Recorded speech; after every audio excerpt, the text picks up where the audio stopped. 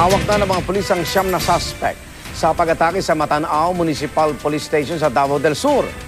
Pinaalalahanan ng mga otoridad ng mga residente na maging alerto sakaling may lumusob uli mula sa hanay ng mga hinihinalang rebelde.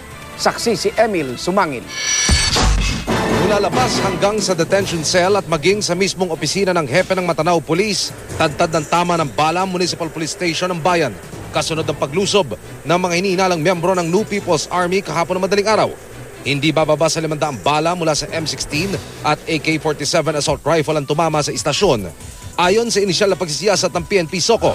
Biglas lang pumasok dito nga ng baril. Nag-declare sila ng surrender kayo para baril lang at sa kabala kunin namin. Matapos ang 2 oras na pagdepensa ng mga pulis, tuluyang nanaig ang mga umatake dahil sa dami nila at lakas ng kanilang mga armas. Patay ang desk officer na si PO3 Danny Mualong at ang investigador na si PO3 Manolo Book. May mga na-capture doon na galing Zamboanga, ang resident, galing Ginal Santos City, at saka Tulunan. Opo, sir. Opo. So, malaking preparasyon yun. Nag-withdraw sa area ang mga rebelde, bitbit ang ilang armas at bala mula sa police station.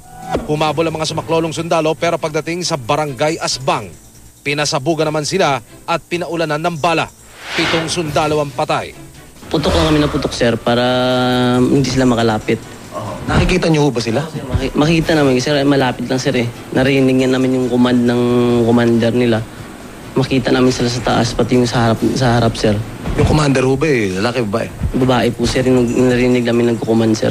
Sa impormasyon ng pulisya mula sa Southern Mindanao Regional Committee ng NPA ang lumusob, may 9 na nadakip pero itinanggi nilang sila ay mga rebelde.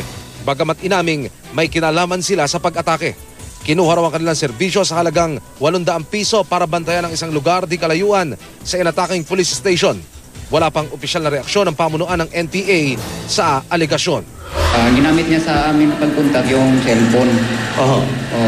May line kami direct doon at hindi namin alam kung gano'n pala ang nangyari doon sa munisipyo. Ang mga taga Matanaw kahit papaano'y pawi na ang takot sa nangyaring paglusob sa police station.